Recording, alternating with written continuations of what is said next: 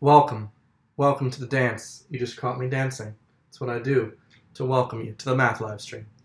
If you're just arriving from an unlisted video, hey, no one watched this except for you because you're watching it afterwards. No one's here yet, but we'll soon be live. I'm gonna try and tweet out this link. YouTube just makes it quite difficult to do that. Let me just find a way. We're gonna have a good time today. We're gonna teach you loads of fun stuff. Hello, what is up? Anis and Claire and Evie and Stella and someone whose name is unpronounceable, Dominia. Sup, Rebecca. Today we're going to be doing lots of good math stuff to help you pass your exams. Hopefully. There's no hope needed. You guys are going to get straight A's. Am I right? Thanks, Shanita. Good. We're going to do really well. The first step, right, is I need someone to tweet me. My Twitter is @EvanEnger. I need you to tweet me the link to this live stream that you're watching. Should be in the URL, because I don't know how to do it. YouTube's not very intuitive for this at the moment. Welcome. We're going to do some good math. If you need some probability help, you need some surds help, you need some completing the square, some algebra, I'm your boy. I'm going to help you out. Nice shirt, thank you. I'm wearing it for the concert I'm going to tonight in about an hour and a half. Just in time. Good. So I'm going to check my Twitter. Hopefully one of you has tweeted me the live stream link. Thank you to Meme. Luke says 2346. Also to Zamosasha. You both are very appreciated. Shut up, Evan. Shut up. Do you ever do that? If you guys make videos, whenever you load up your page and it starts talking, I always say shut up, Evan. Just tell myself to shut up. Time to help you with your GCSE Maths. Come watch my live stream. Boom! And then we're also going to have a little photo. Shazam. Okay, who's ready? Because I'm actually ready. So we have a super chat. We have a live chat. We have two different chats. Hopefully no one posts me geometry because I won't be able to do that either way. But I have some preparation done this time, just a little bit, with some advanced problems in surds, in probability. I have a special problem in probability, actually, that will hopefully make you understand it a bit more. And then also in a completing the square problem. So the first one we're going to go with is... Oh, Lucy Evanton's messaging me. Well, Lucy, I'll message you back. So I'm in the middle of a live stream. No geometry. Exactly, no geometry. Exactly what I was going to say. So without further ado, let us jump into one of these problems. We're going to start simple and get more difficult. We're going to start with probability for funsies. I hope you like my setup, by the way. This is my current setup. It's my bedroom. There we go. All right. So, start with probability, which is how my teacher used to say probability. Oh, unless you want to do surds. I see a lot of surds. Trinomials are pretty simple. Percentages. Okay, we can do percentages. I'm going to write this down so I don't forget. So, there we go. Things that people want to talk about. We want to do surds today. Can you even see that I'm talking about surds? I have to move the laptop back a bit. There we go. So we're going to do surds. We're going to do percentages. We're going to do completing the square. And we're going to do special problem. I'm gonna put special over here.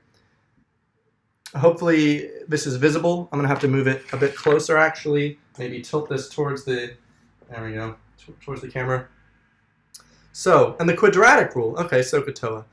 Next, in terms of what we're doing first, what do people want to do first? Is this a bit too far away? We're going to move it up. We're going to move it up closer. Should I just do this entire live stream on my knees? I think I will. There's no room on my bed or in my bedroom, and Luke's out in the living room watching some documentary on the Crossrail. So, surds. Vectors. Vectors are pretty good. Where's my notes? Okay, to start off with surds, we're gonna do a difficult one. All right, we're not gonna do an easy surd problem because of Lucy. Leave me alone.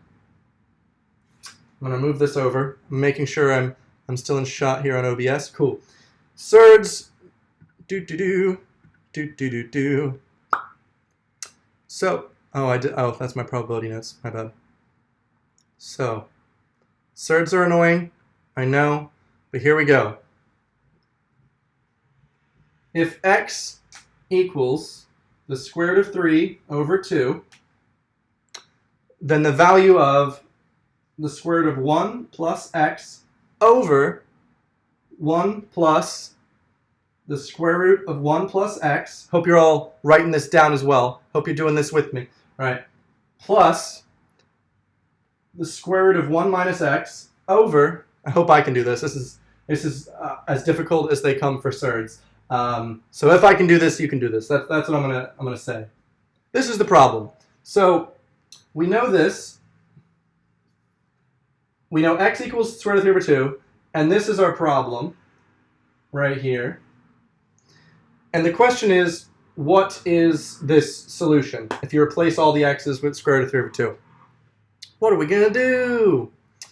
Well, I mean, we do see there's 1 plus x's, and we have 1 minus x's. You know that, you multiply those together, it's going to be like the sum of squares. You know what I'm saying. But I'm getting far ahead of myself. I hope you're writing this down. I'm actually going to have to get on my knees for this whole thing. I'm not even going to be in shot. Okay. So first off, let's replace all the x's with the square root of 3 over 2. Why not? So that gives us the square root of 1 plus square root of 3 over 2 over 1 plus square root of 1 plus square root of 3 over 2 plus square root of 1 plus square root of 3 over 2. Like I said, this is supposed to scare you. It's a difficult surds problem. 1 minus square root of 3 over 2. All right, so this is now our new problem. It's been replaced. Now, what I want you to notice is we've got in this fraction, let me just make sure my head is in shot. I'm just ahead. Okay, I'm just ahead. Little Doty reference there. We have 2's in the fraction of a fraction. That looks ugly. No one wants multiple fractions. So we kind of just want to multiply the top and bottom of this whole thing by 2 to try and get rid of that. So what we're gonna do here, let's see, multiply top and bottom, that's going to be, multiply 2 over 2 over 2 over 2. What that'll do, just whoop, is get all those 2's out. You hate them. You hate those 2's. So, or will it? I'm actually getting quite confused myself. Let me just take a pause, take a moment. I want to make sure I can do this the right way.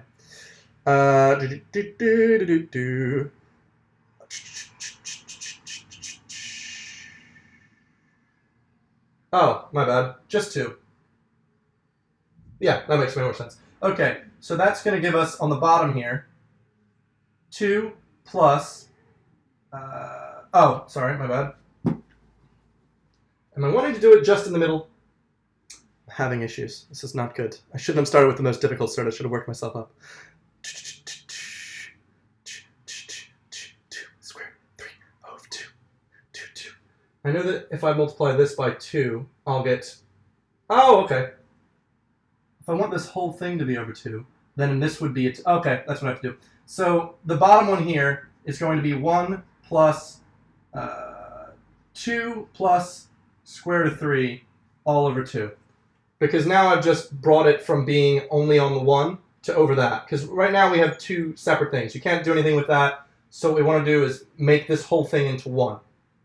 I hope that makes sense. That's what I was trying to do. By the way, there, my bad. That's what I want to do. You have to do it to the top and the bottom and over there. Basically, we have a fraction here. Let's make this the same denominator so that we can do the math. So to make this look more neat, the top one here is just going to be the square root, get rid of this, of 2 plus square root of 3 over 2, all over, my bad there, all over 2 plus the square root of 1 plus, whoa, buddy. Is that the square root? Do we have the square root of 1 plus the square root of 3? Is that? Yep. Square root of 3 all over 2. Also, this is a 2. My bad. Is this one meant to be a 2? Was I meant to do that with this one? I was not. All right. Off to a shaky start, everyone. Good luck for your freaking GCSEs, man. 1 plus x, we got here. And then that's only this one. We still have to move over to the next one. We're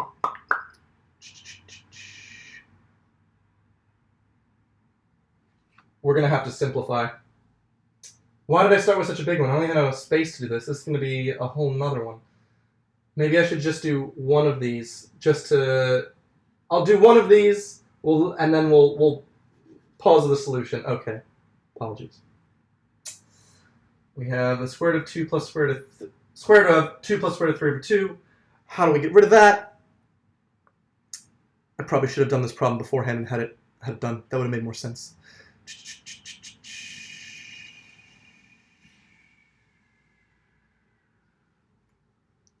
I'm having issues. If I can't do it, what's going to happen? I'm going to have to... I'm going to see if I can just do... I'd rather start fresh so I can actually help by doing something useful. Just having this. Square root of 1 plus square root of 3 over 2. Okay, this is way more room to do things now. Square root of 1 plus square root of 3 over 2. Oh, thank God. Okay, so we want to make sure everything's over 2 for this. So this is equal to the square root of 2 plus square root of 3 over 2. If you want to know how I did that, I multiplied the whole thing over by 2. That way we have 2 on the top and bottom. That should make sense, hopefully. Good. Let me scroll back up. And then we can do the same thing on the bottom. Multiply just this by 2 over 2, by square root of 2 over 2, which, because we have, you know what? You know fucking what? I shouldn't have started with this crazy. We have minus. There's a lot of minuses. Everyone's saying minus. I think I've made a mistake. The chat is going so fast, I can't even tell what's happening. Someone tell them on Twitter. I basically hit a brick wall at the first problem. I should have started with the probability. That's my goddamn specialty. I even have a special problem. Evan, I'm only in year 8. Well, what's up with that? Everyone's just tweeting me problems right now.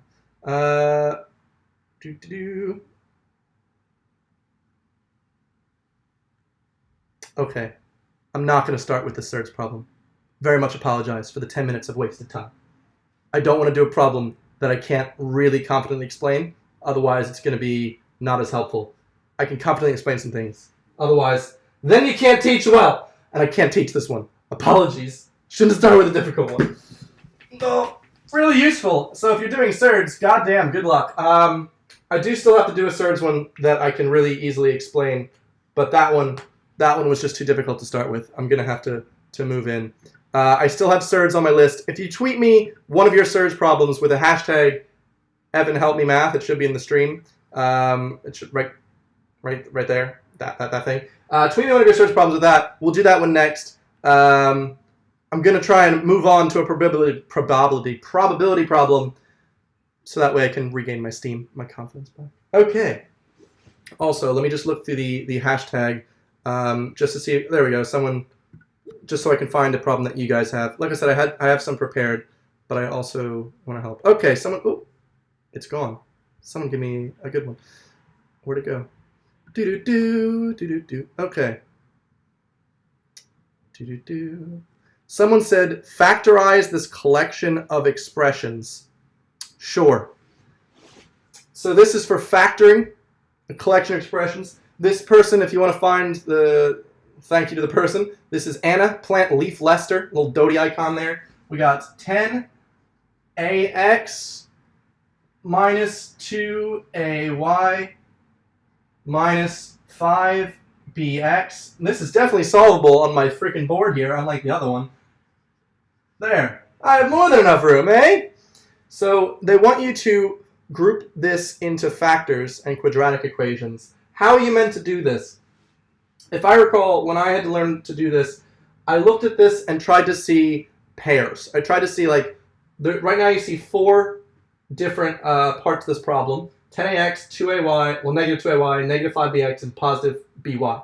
Look for if certain letters and letters like x's and variables and coefficients are the same in multiple ones. So I can see here we have a in here and a in here. We have b in here, b in here. And then we have x here, y here, y here. What can we factor? What if we just take, whoa, he's gone. There is a way, let's see, if I can, I'm going to look at these two, and I'm going to look at these two. So if I just looked at these two, I can factor out a 5 and an x, and that leaves me with 2a. Oh, maybe I should factor the a out instead of the x. I might be smarter off doing these guys. No. I'll do this one. 2a minus b. There we go. And then this one right here, because we're putting like terms together. These two have x's in common. These two have y's. And so now in common between these two, we're going to do plus.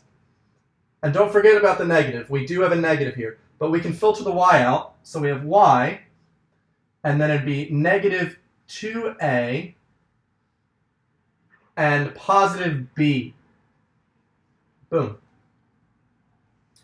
Now, these are very similar. But there's obviously, you can't factor this right if these are going to be different. Easily, hopefully, Anna, if you're still watching, hope this is helping you. You need these two to be the same in order to do the factoring correctly. And if you look, this is just the negative version. So what we're going to do is, we're going to pop that negativity out, right? Just get rid of the negativity in the world, right? I want you to multiply, basically pull the negative out of this whole expression and put it in the y. So that means this is going to be a positive 2a, just like this, and this is going to be a negative b, and this is now going to be negative. Look how, why am I erasing my finger? I'm getting dirty fingers.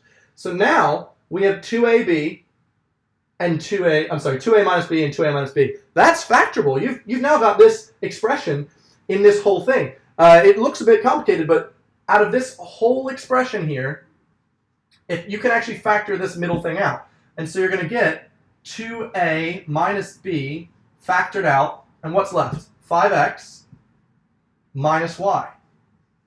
Right there is your finito answer. You've done it. You've done the thing, Anna. I hope we did it. Woo! Confidently explained. If you need any help with that, I'm going to do another one that Anna posted, which was number 32 right under it. So that way we can drive home, hopefully, what we're having issues with. Hooray. Circle theorem, AQA. Thank you for calling me cute. This is the time for math, not for complements. Unless we're doing a complementary angle of the triangle. But that's geometry. Couldn't you cancel them out? Cancel what out? Well, that's the answer. I believe. I'm pretty certain. This should be good. Okay. So if you've taken a screenshot, Anna, we're going to do the one under 32. Here we go. I'm erasing. You can always go back to look at that. This is not a good eraser. It is not erasing well. The next one really quick under factorizing is AB plus MN plus BM and then plus AN. Sweet. We have no negatives. I hate negatives. So here's our very poorly written, it looks like tan, but it's not. It's just plus AN. We want to look for like terms. We have an A here and an A here. We have a B here, M, N, N. So you have a 50-50 chance of getting this right in the first shot. I'm going to go with the... What am I going to go with? Should I get the N's out, the M's out? And the... Oh, this is much more difficult than the last one because we have a... M and N are hanging out with each other, and then M's hanging out with B, and then N's hanging out with A. There's a lot of infidelity happening right now. So this is not 50-50. I have a 25% chance, I think. So I'm going to go with just go on a fluke here. What if I pull out the A? Well, I'll separate it into AB plus AN plus MN plus BM. Right. I've just, I believe it's the commutative property. It's all being added together, so I can just throw in some parentheses or brackets in the UK to make this easier to look at. Now I can see there's an A in these and there's an M in these. So let's just pull it out. We got A b plus n plus, let's pull out the m, n plus b. Your boy got it on the first shot. Mwah! It's a beautiful math problem. We solved it together. Now, look at that. We just, boop, boop. We have b plus n. I cannot remember the name of one of the four important properties. Is this one commutative or is this the... It's not distributive. This might be commutative. In math, you can just switch these. 1 plus 2 is the same as 2 plus 1. B plus n is the same as n plus b. So we're going to factor that out. B plus n. And then what we're left with is a plus m. Ta-da! We did it. We did it, everyone. We did factorizing. It was a successful time. You want some reverse functions? Who's doing foundation? What's happening? What is happening? We're doing some factorizing problems right now. For God's sake, the way you said brackets. Brackets! I don't say brackets. I say you're so confused. Are you doing... What are you confused about? Person that's confused. Let me scroll up and see your name. Naomi, what are you confused about? I want to, before I move on, I'd like it if everyone understood this, because that would be great. Let me try and explain it step by step one more time, just to make sure. When you have this original problem, all you need to do is look for like similarities between two pairs, because you know that if it says factoring, you're looking for two pairs. You don't get the last step, says Yasmin. Okay. I'll go explain each step again real quickly. So in this first step, you're looking for similarities. You see, for instance, m and n and a and b have no similarities. So you know you're not going to be putting them together. A, b, and bm, they do. They have similarities. So you could do this one and then factor out the b if you wanted to. It would still work. You would just have it the reverse order. So let's just say I did it the way I did it. I said A, B, and A, N, because they both have an A. And then M, N, and B, M, because they both have an M. I then factor out of this. Looks like you can. There's an A in both of these. So I'm going to pull that out of the brackets. So we have A pulled out. Would just be left with B plus N. And then if we pull the M out of this, all that's left is N plus B. And we all know that N plus B is equal to B plus N. Last step, which was confusing Yasmin, hopefully I can make this make a bit more sense. Look at this. This will help make sense for you. Let's do this. Ready? So if this is the step that's confusing you, because you're like, how do you even get to that? Let's view B plus N. First of all, let's rewrite this. A, B plus N, plus M, B plus N, right? Because we know that N plus B is B plus N. This is our problem now.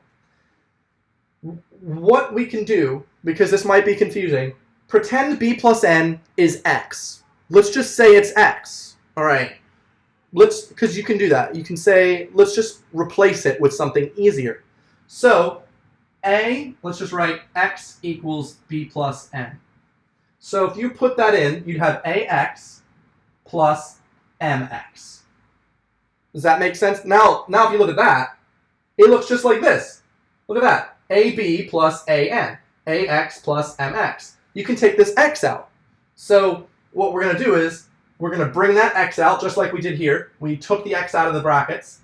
X times A plus M. Just like what we did there. We took we took the M out here, whoop, brought it right out of the parentheses. M times N plus B, because we brought it out. The same thing can be done here. X is whoop, brought out of the parentheses, A plus N. However, what does X equal? We did replace it with something. Oh yes, B plus N. So, B plus N, which is what X is, A plus M. That's it. Right? I think that makes sense now. Pro tip. Thank you. Thank you for I'm giving all the pro tips, right? All those editing tips. They're right here, except they're math tips. I give the math tips. Hopefully, you understand. Thanks so much, Charlotte. That makes me feel really good, especially because I started off really bad. But hopefully, that would be the commutative. Okay, it is the commutative property. Hopefully now you can take a screenshot of this. This will make a lot more sense to you. Also, in your head, make the sound effect when you pull something out of a bracket. You go, and you pull that M right out, and now it multiplies through. And why it goes to that step? is just because this expression, just view it as an x. Makes it way easier. All right? Hooray. Next up, we're going to be doing some probability. Probability, said in an Ethiopian accent. I think my teacher was from Ethiopia. Can't remember. Here we go. Probability. So this question, I think, is quite a fun one. It might make you enjoy math a bit more, hopefully, or at least just probability. Maybe you've already done this problem in school. If you've done anything in probability, you might have done it. It's called the Monty Hall problem. So I'm going to draw a picture for you.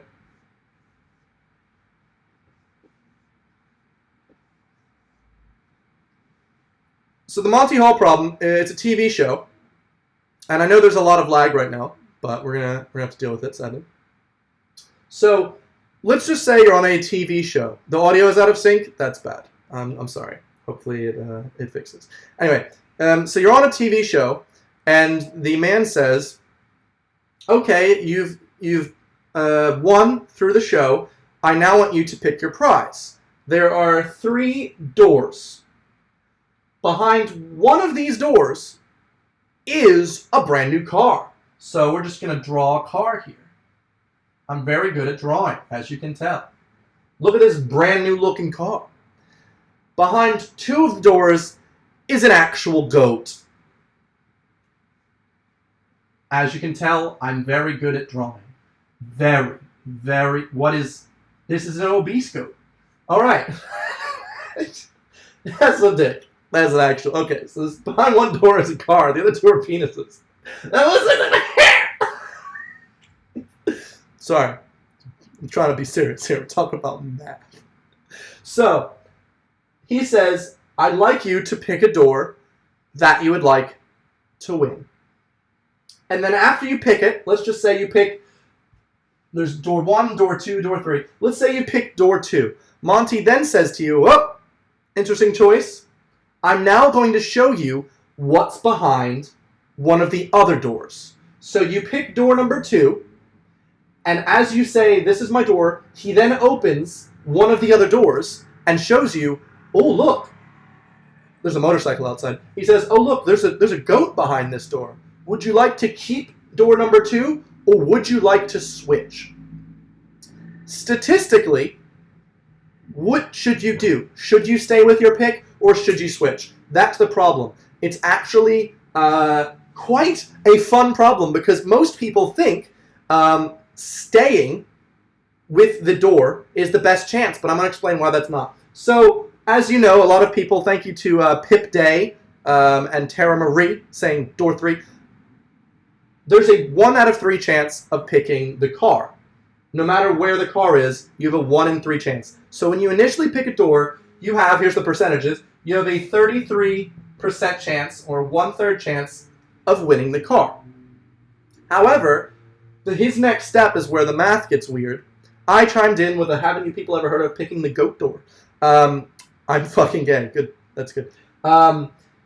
When he picks your door and says, "Okay, we're going to open another one," he will never open the car door. He will always open a goat door.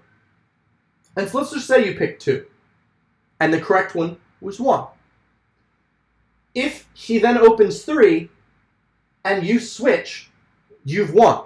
All right? So let's just say, when you pick 2, and the answer was 1, you win. So we're going to put a check mark. So you've won right now. Now let's just say you picked door 3. He would open door 2, you would switch, and you'd won. So if you picked door 3 and the correct one was 1, you switched, you'd also win. If you picked door 1, he could open either of these 2, and if you switched, you would lose. So if you picked 1, you would actually lose. So if you look at just these right here, statistically, if you switch, you have a 2 out of 3 chance of winning. Because if you picked the wrong one at first, now that he's removed 1 from the equation, you are going to win, you're going to win, or you're going to lose. You have 2 out of 3 chance. It's a weird problem. It's a weird problem. You don't want the goat penis thing. But statistically, you want to switch for the reason being There's more chances of winning if you switch. If you switch here, you win. If you switch here, you win. If you switch here, you lose. That's 2 out of 3 chance. Ta-da! That's the Monty Hall problem. If you want to... Evan, how do we do surds? I'm glad you just came, because I totally messed up the surds problem at the beginning of the show, and it was really embarrassing. But we're going to do some surds later. I know a lot of people have surds problems, so I call them radicals. We're going to do some of them. But why, says Amy? Okay, I'm going to explain it. 1, you do not want a goat. It is hard to get your head wrapped around at first. So, as you know, you pick one door. You have a 1 over 3 chance of winning. 1 over 3, 1 over 3, 1 over 3. Each of these doors has a 1/3 chance of winning. And a 2/3 chance of losing. So once you pick the door, let's just say, like I said, you picked this one. Monty will then open another door and say, look, there's a goat behind this one. Do you want to switch or do you want to stay? Probabilistically, you should switch, because if you switch, you have a higher chance of winning. Let me explain that one more time. If you switch when you're at door 2, you've won, because he's opened door 3. If you pick door 3, he's opened door 2 for you. You switch, you win. You've now won 2 out of 2. If you originally picked the right answer, which you only had a 1 in 3 chance of doing, and you switch, you lose. So, with 1 loss and 2 wins, it's a 2 out of 3 chance. There we go. Hooray. Numberphile might have explained this as well. There's probably another YouTube video on this. But I'm back into surds. Someone use the hashtag, tweet me some surds problems. Tweet me some of them radicals. I still have to do a completing the square problem. That was the special problem. Hopefully, it's just a fun one that has to do with probability. I'm also going to do some probability ones that you would have on your test, hopefully. Can you solve that? Maybe. Here we go. Thank you to the user whose name is jburk652 using my hashtag. Here's a probability problem. It says, in a school where there are 340 pupils, so I'm just going to take the number out. When you're reading a word problems are really freaking annoying. The only thing you like about them is the numbers. Pull the numbers out, and then you can solve it. Words confuse it.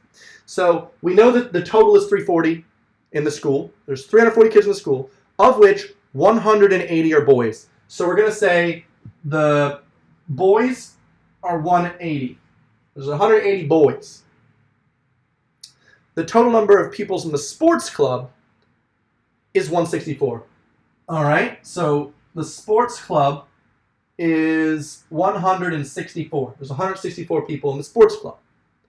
The probability that a boy is a member of, also, I'm assuming, sadly, that's just the way this problem is, that girls are going to be the other part. We're gonna assume there's no intergender type people. That's just the way this problem is gonna make me do it. Don't crucify. So we're gonna just know 340 minus 180 is 160. Hopefully, that's right. So we pulled this information out of our brains. This was given to us. We have 164 in the sports club, and it says the probability that a boy is a member of the sports club is 0.6. I'm just going to write that down. The probability that a boy is a member of the sports club. So we're going to say boy in SC is equal to 0.6. Right? It says calculate the probability that a girl in the school is a member of the sports club. Now this is an actual problem from the one of the previous exams. This is going to be quite a difficult one, but this should be my specialty. So let's freaking pray. All right. So first of all, what's the probability that someone is in the sports club? I wrote out this very big. Time to get back on my knees. Let me just make sure I'm completely in shot here. Good. I'm going to make this take up less space. B equals 180. And then we're going to have G equals 160. And then we have SC equals 164. So SC equals 164. sports club equals 164, and then the probability that a boy is in the sports club is equal to 0.6. All right, so this is what's given to us for the most part. And then the question says, what is the probability that a girl is also in the sports club? Yes, okay. So we'll write that down. P of G and S equals question mark. Right now we have a lot of numbers. What we want is more of this. We want more probabilities. My knees are killing me already. I'm an old man. All right. What's the probability that we have a boy in the school? It should be 180 divided by 340. You take the number of boys divided by the total of people in the school. Hopefully I don't have to explain that. The probability of being a boy is 18 over 34, which is 9 over 17. 9 over 17. That means the probability of being a girl, that's a weird G, is equal to 8 over 17. So there's just slightly more men. Slightly. Just checking the math there. 160 over 340, 16 over 8 over, yep, good. So those are our probabilities. We have this, and we have this. And that's all we should need in order to calculate this.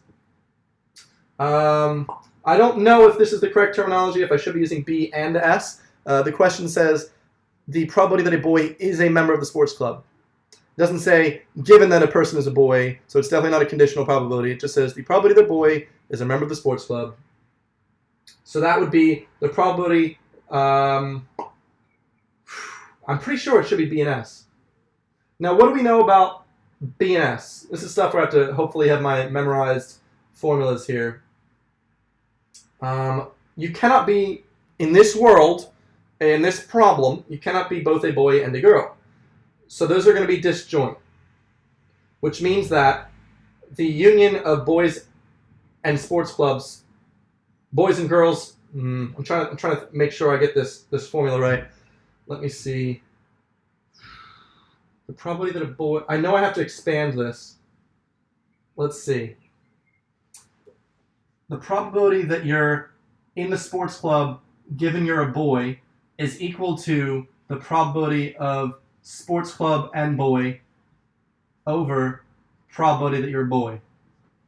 Sweet. That's this is correct. This is just something I have memorized in my head. We have this right here. We have this right here. So hypothetically, we can find out the probability that you're in the sports club given you're a boy. Let's just do it. I'll show you where I'm going with this. Why?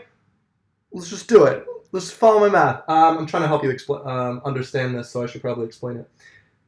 When you're trying to find the probability of this, G and S, I know that you can get there by finding conditional probabilities, so we're just going to go with that. So let's fill this in. We have 0.6 over 9 over 17. Really hope, assuming that this is what it meant, is not going to freak me over, because it says the probability that a boy is a member of the sports club.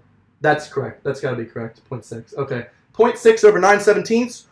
That is not mental math. I cannot do that. Well, yes, I can. That's 6 over 10 over 9 over 17, which is the same as 6 times 17 over 9, which is going to be, what? 120 minus 18, which is 102 over 90. Is that what that is? Someone correct me. I believe it should be 102 over 90. That's not correct. That cannot be correct. You cannot have a probability be more than... What have I done wrong? Should I just do this with the calculator? The answer is yes, I should. I should do that. What have I done wrong? 0.6 divided by 9 divided by 17. Actually, no. That is going to be big because I've done something wrong with the math. Ugh. What have I done wrong with the math? Is this This is too big. I have done something wrong. My bad, I've assumed incorrectly. At least I can teach you one of the best facts you can learn about is probability. If ever you get a probability over 1, you made a big mistake, sir. You made a big old wallop. Does anyone know the answer? The answer is actually not been given to me. I have to solve for the problem. You want cosines later, that's good. Whew. probability of S given B. This is a correct formula, but that means I do not have this because there's no way this would be. The original problem, is it Dodie Yellow though? I don't know. The original problem says the probability that a boy is a member of the sports club. Aha!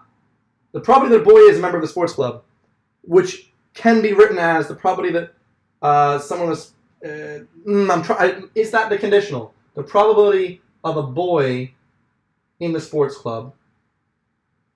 I'm missing one small thing. I'm really angry. This is like not that difficult of a problem. You want to do 1 to 9, multiply on the right. What do you mean? Are you like really far behind?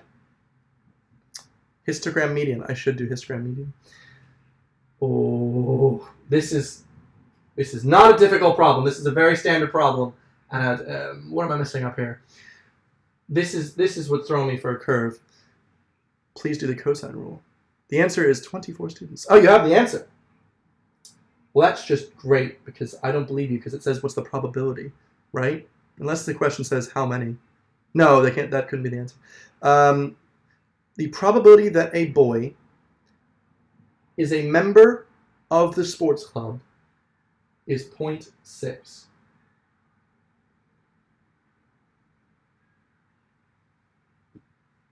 Let me just. I have to think about this. I want to be able to explain it well. Probably the boy is a member of the sports club is 0.6. Is that the intersection or is that going to be the union?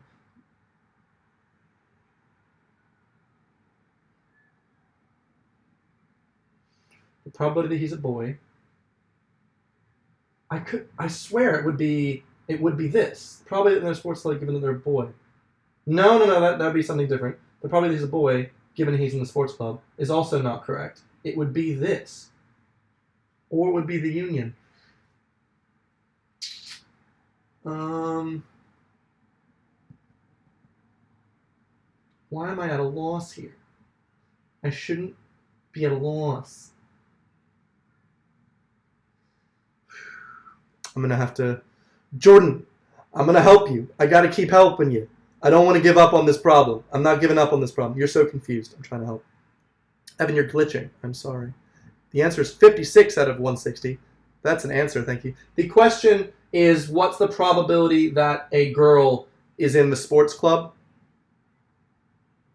Right, let me just check the question. It says, what is the probability that a girl in the school is a member of the sports club? So given that you're a girl, what's the probability you're in the sports club? So it is a conditional. It wouldn't be this. It'd be, what's the probability that a girl is a member of the sports club? So given that she's a girl. So that would be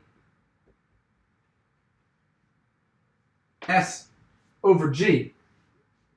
But then that's why I thought this... Oh, wait a minute. I think that solves my issues. Where's my erasing? I think that might just solve my issues.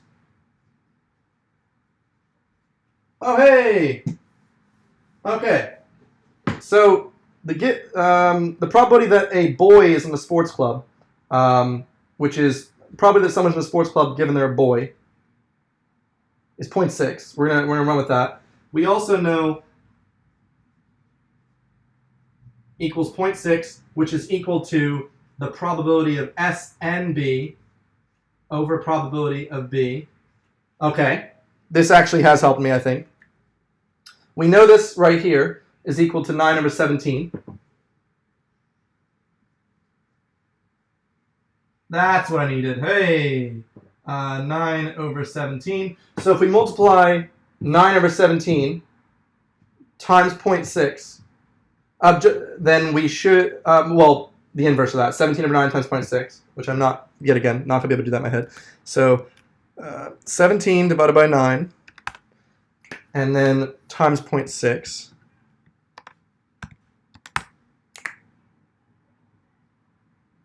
Why is that the same number as before? I can't, what the fuck has happened?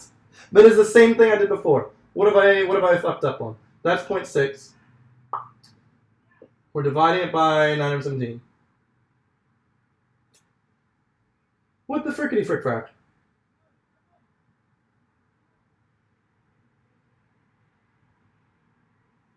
What have I done wrong? What have I done wrong? Oh, look at here.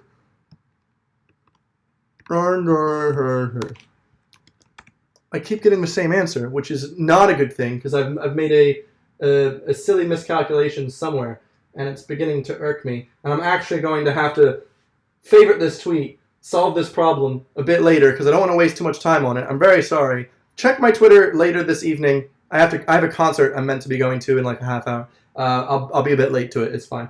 I'm gonna solve this problem. It's gonna be on paper. I will help out anyone that needed the help with this problem. I don't want to use too much time on it. It's upsetting me. This shouldn't be that difficult, but I'm messing up at a crucial part, which is understanding the phrasing that they've used, which is simple. I'm just making a mistake. The probability that a boy is a member of the sports club. Yeah. So, man, we're 2 for 4 right now. We're 2 for. What did someone say?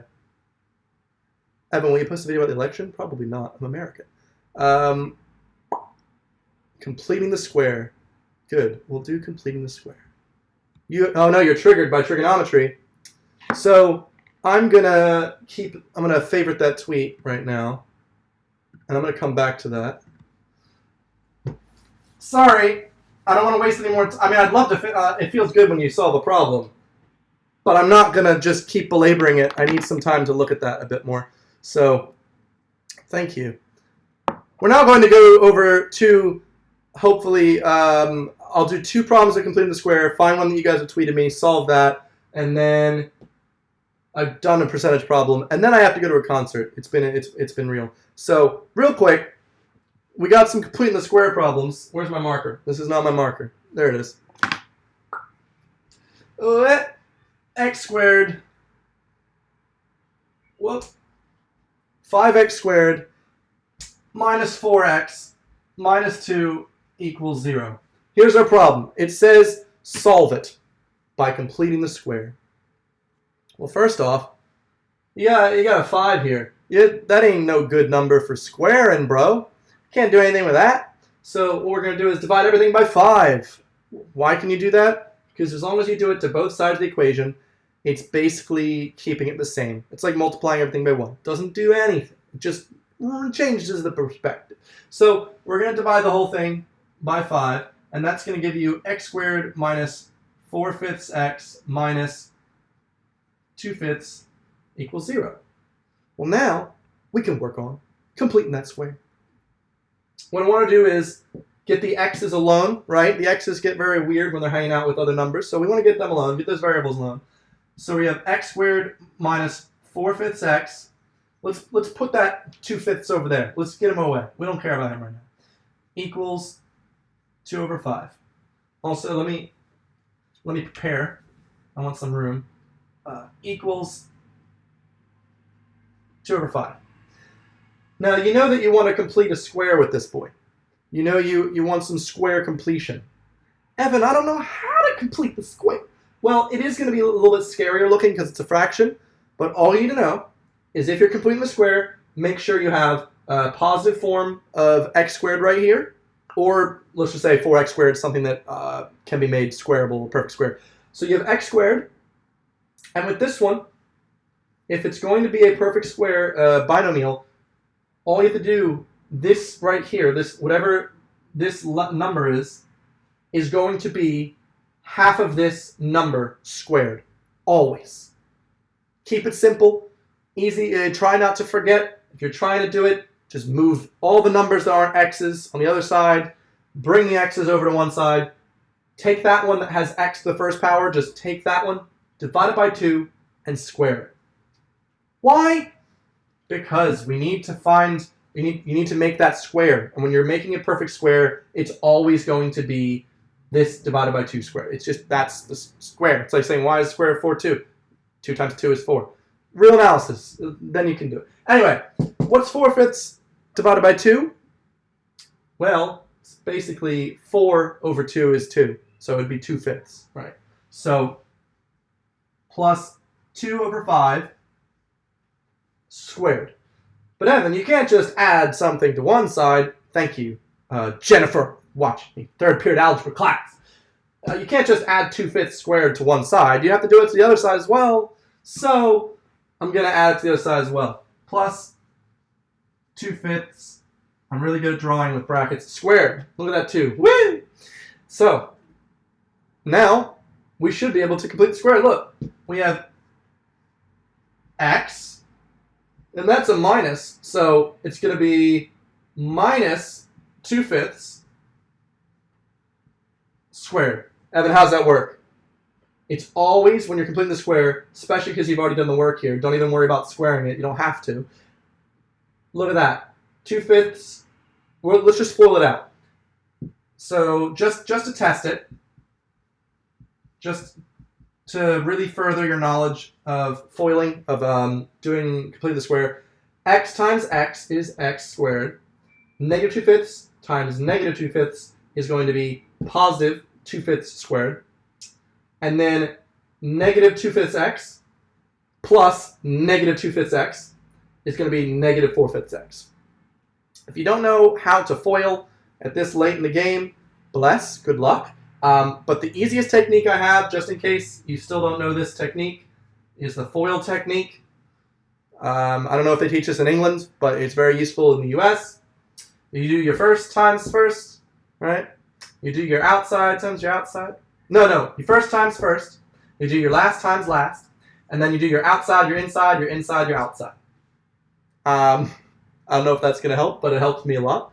So you do your first times your first. The first one's right here. And that's how you get x squared. Then you do your last times your last. Just the numbers. And that's how you get 2/5 squared. And then for the oi, you do your outside times your inside. Right here. Here's the outsides times your insides. I'm going to explain that one more time just to make sure it's driven in so you never forget that. First times first is the f.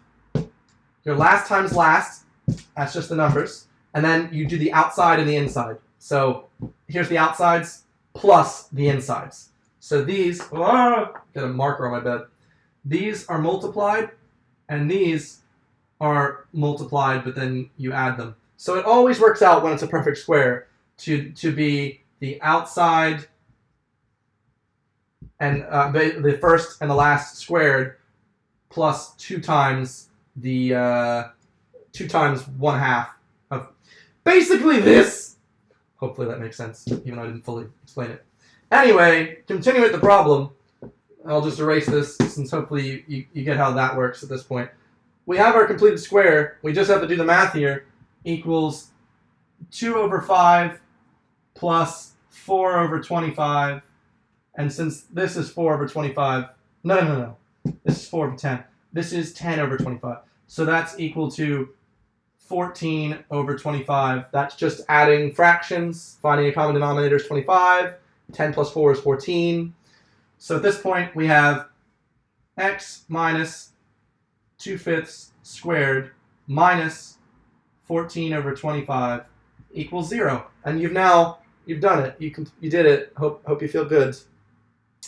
But Evan, I want to know what x is. Okay. If you insist, we can solve for x. Good. I'm glad you asked.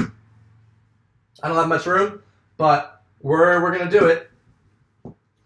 Well, we have the square of both sides, so let's just square root the right and the left. We're getting into surds now. Now we have x minus 2/5 equals the square root of 14 over 5. It's the square root of 14/25, but I just did square root of 25 is 5. Hopefully you understand that. Right, square root of 25 is 5. Good. Next, let's get the x alone. X equals the square root of 14 over 5 plus 2/5, which is equal to, if you have a calculator, you can do it. Otherwise, it's going to be 2 plus square root of 14 over 5. And that is what x equals. Hooray! As long as I haven't made a mistake. I've not made. No, we're doing okay. I just don't have a calculator, so I'm doing it all in a fractional form. X minus 2/5 should be equal to that. Yeah. Good. We're doing great. Anyway, hopefully that was useful to you if you're doing completing the square. I can do another one real quick, very quickly. I don't have much time because I'm supposed to be at a concert. You don't understand, Sarah. Oh no. Oh no. Yeah, I'm not a professional teacher, everyone. I'm just doing this for funsies. That's why I stop if I'm not able to fully explain it because I don't want to not be able to do it. Anyway, one more. Don't forget that could have been positive and negative. Forgot to throw that in there, mate. Where's my problem? That's not my problem. There we go. X squared plus 4x plus 1 equals 0. My legs are beginning to really hurt. Complete the square, everyone. We already have x squared as 1. We have like 1x squared, so we don't have to worry about dividing him or anything. We just have x squared. We want the x's alone. X squared plus 4x equals negative 1. Equals negative 1. How do we find the perfect square in here? Divide this number by 2 and then square it. Also, it's positive. This is always going to be what's in here. What's this divided by 2? It's 2. There we go. X squared plus 4x plus 2 squared equals 1. You can't just add 2 squared to one side. You have to do it to both sides. It's basically saying add 4, subtract 4. It's the same thing. So let's add 4 to that side. At this point, you should be able to see this is x plus 2 squared equals positive 3. And now we can just solve it. Take the square root of both sides. X plus 2 equals the square root of 3. X equals square root of 3 minus 2. We did it, everyone. Don't forget, it's plus or minus the square root. Because, squares, it's how they work. Who's messaging me? Don't message.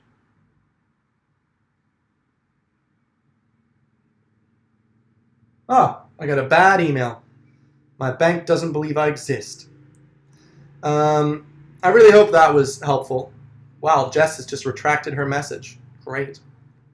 You have a math test on surds and trigs. Well, hopefully... Oh, it's on surds. Did I do another surd? This is kind of surdy, right? Let me check my Twitter to see if anyone's tweeted me any good surd problems. I have one more probability problem I'll do, one more surge problem, and then I'm going to be late to my Andrew McMahon concert I'm going to tonight.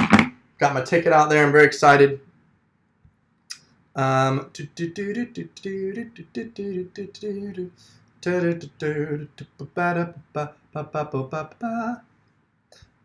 Let's see. Everyone really seems to have issues with geometry, which is pretty sad because I'm not like it was 10 years ago I did geometry. Binomial theorem problems. Expand the expression using the binomial theorem. Oh, is that where you have to use the like if you're bringing something to the fourth power, you basically can use this guy. 1 3 3 1 1 4 6 4 1, and so when you have like, let's just say completing the square, this would be x plus a squared because it's let's just say this is row 0, row 1, row 2, row 3, row 4. What we can do here is it's x squared plus 2ax. Yeah, I got that right. Plus a squared. Fun fact, if you're ever having to do anything, this is for Isabel who tweeted me the problem. MindFXKIZ is her username. It says expand the expression r minus t to the fourth power using the binomial theorem. Literally, you can cheat a bit and use Fibonacci's triangle. Is this a Fibonacci? Can't remember. Some guy's triangle.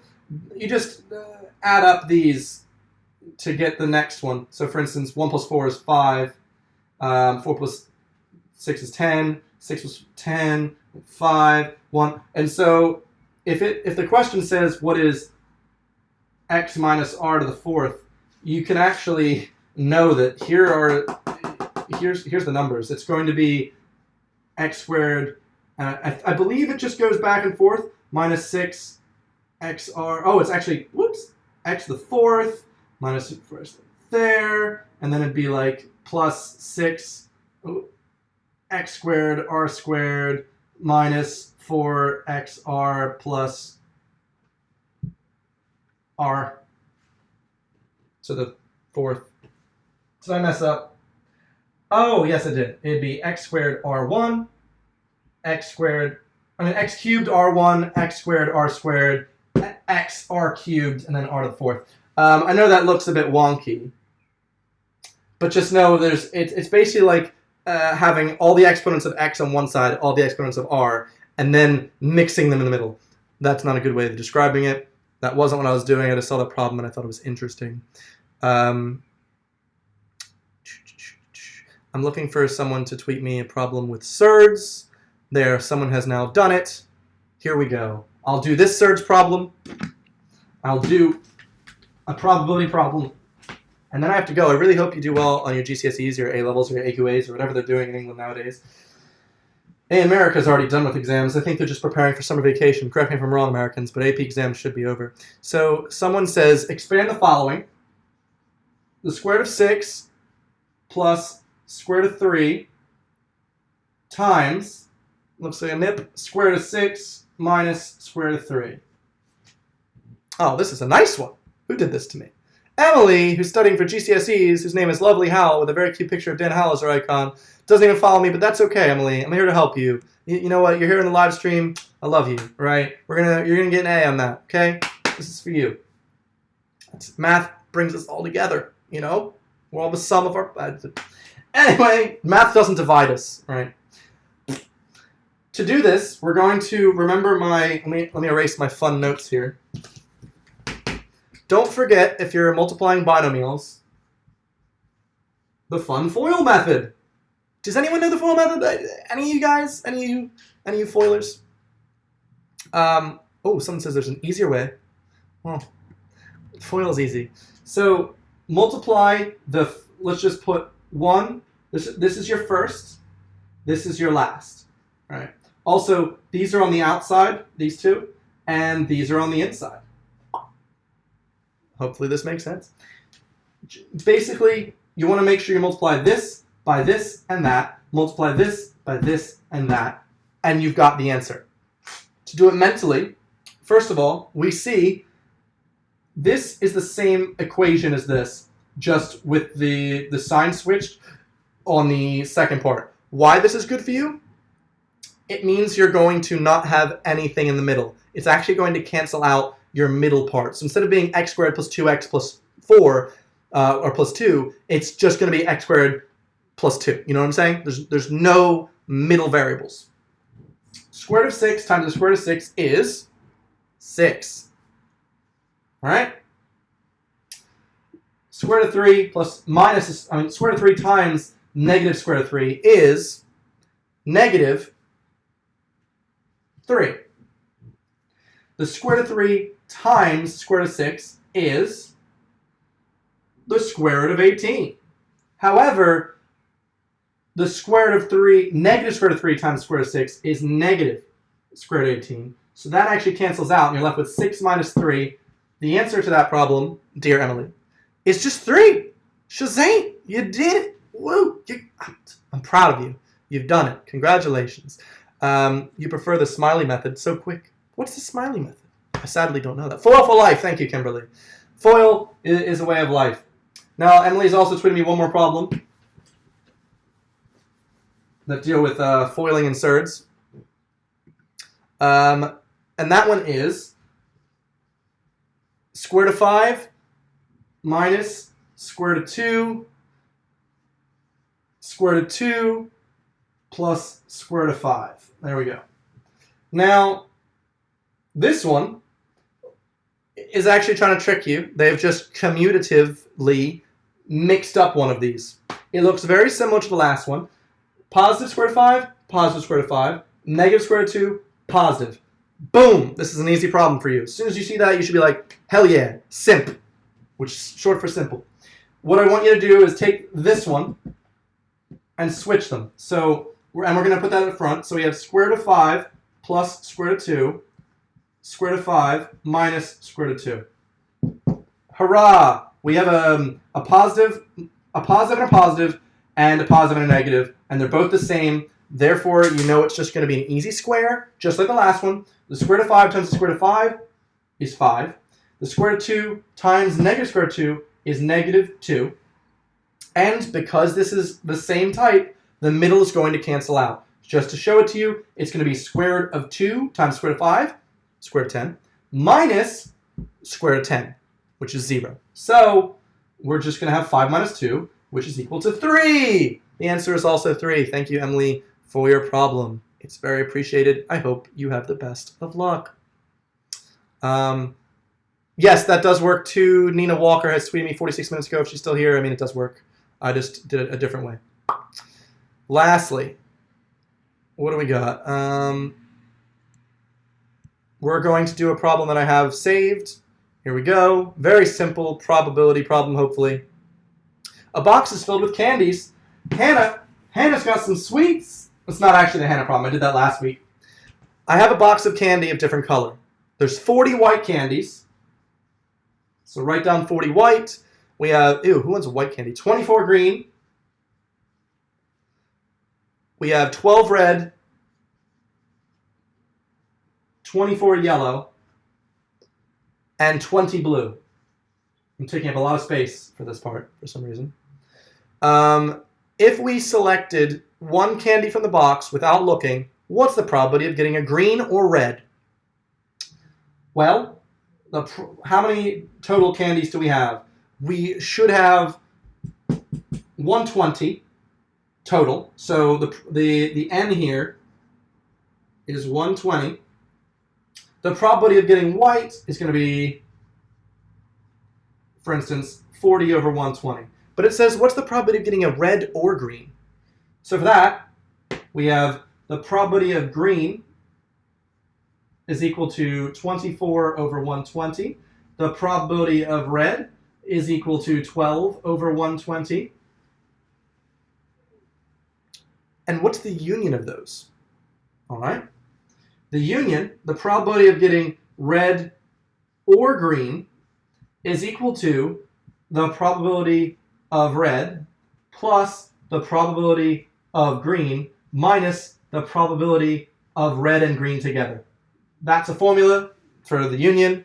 Luckily, you're pulling out one candy, unless you can pull one out and another one sticking to it. Not going to happen. This is going to be 0. You cannot pull a red and green out. So the probability of red or green is just the sum of the probabilities. So it's going to be 24 over 120 plus 12 over 120, which is equal to 36 over 120, and that's going to be 3 over 10. Ta-da! I hope you liked it. I hope you liked my math stream. I hope it was helpful. We still have 693 people. Thank you. Why is everyone saying Dodie Yellow? What is this? That was our intense live stream of the day. So, do you need any understanding of this? Hopefully you don't. I'm hoping this is good. Your head hurts. I hope it doesn't. If you want help with completing the square, there will be completing the square problems I just did like 10 minutes ago, so maybe 20 minutes ago. So go back in the stream and you'll find them. Also, this video will be uploaded as unlisted afterwards. I don't know how you can find it, but it does exist. So I think if you go back to this link, it'll just be an unlisted stream. I really hope that you do your best on your exams. I really do. I'm sorry for the beginning and for the probability problem I couldn't get. That does upset me greatly. It is my favorite thing is probability. To be fair, haven't done it in 3 years. No excuse. I gotta get fresh on the probability train. So after the concert finishes tonight, I should be there now actually. It started 0 minutes ago. After the concert ends, I will be heading home and cranking out that, and I'll tweet the person the solution, so hopefully that helps them. So hope you guys have a great day, and bless you. Bless your math exams. Get straight 9s, whatever this 1 to 9 crap they're making you do is. Yeah. Thank you very much for watching. I hope you have a great test and great day.